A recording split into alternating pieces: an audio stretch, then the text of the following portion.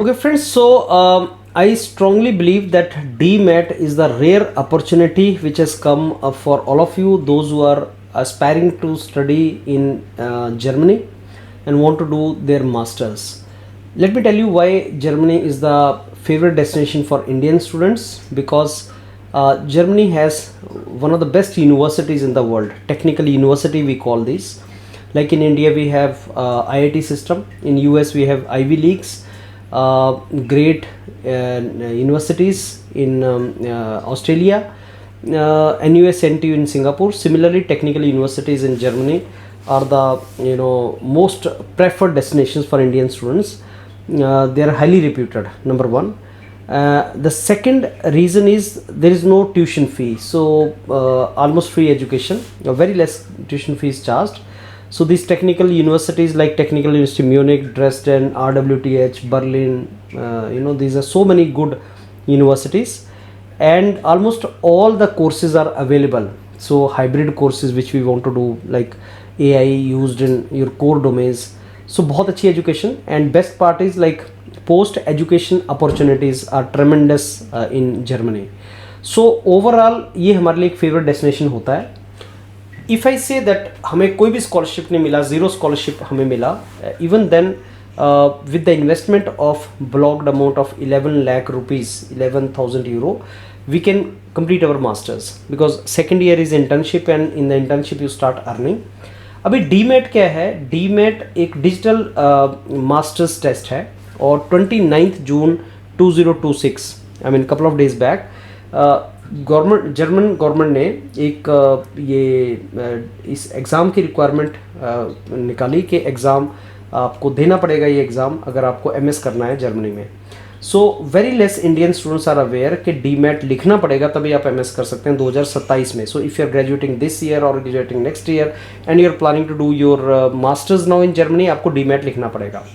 इसमें पास होने की कोई रिक्वायरमेंट नहीं है. Very simple exam consisting of core domain and your core module and subject module. Core module is figure sequence kind of questions or mathematical equations or Latin squares kind of basic things are there, and in your subject module related to your domains. So DMAT सबको नहीं लिखना पड़ेगा. Engineering सारी branches को लिखना है, DMAT is required, and then business, finance, accounting, commerce, ऐसी branch के लोगों को लिखना पड़ेगा DMAT. और आपको अपनी ब्रांच जैसे मैकेनिकल इंजीनियरिंग, बेसिक क्वेश्चन उसमें से पूछे जाते हैं. So this demat is basically consisting of 2 components, core module and subject module. और ये सिंपल है और इसमें कोई क्वालिफाई करने की रिक्वायरमेंट नहीं है. I think if you appear you will surely get your score once you write डीमेट. इसकी रजिस्ट्रेशन की डेट है 15 सितंबर तक.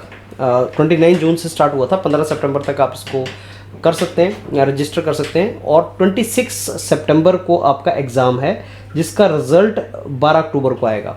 सो अगर जर्मनी में आप ये डीमेट एग्ज़ाम इस बार लिख लेते हैं, मेरे को स्ट्रांगली लगता है कि 10% candidates only will apply for German universities from India this year. Why? Because very less people are aware about demat.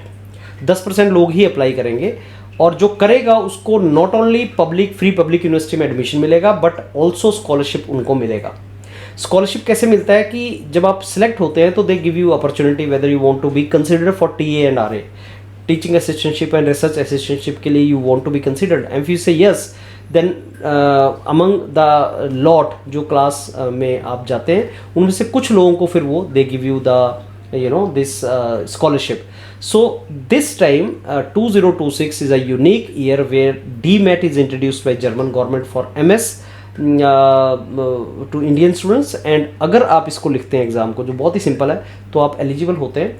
फिर डीमेट के रिजल्ट आने के बाद आप APS सर्टिफिकेट के लिए अप्लाई करें, उसके बाद आपका IELTS वगैरह होगा, एंड देन जर्मन यूनिवर्सिटीज़ में अप्लाई करें. And I am very sure you are going to get selected in German universities on the basis of your डीमेट. और जिन लोगों को पता नहीं है और इस वीडियोज़ वगैरह के थ्रू पता लग रहा है और जर्मन जाना चाहते हैं, इससे अच्छी अपॉर्चुनिटी फ्रेंड्स नहीं होगी. जरूर ट्राई करें and explore the opportunities in German universities for your MS. In case you want more information, get in touch with Ishita. I have given you the contact number of Ishita. Get in touch with her. She will give you more inputs. Thank you.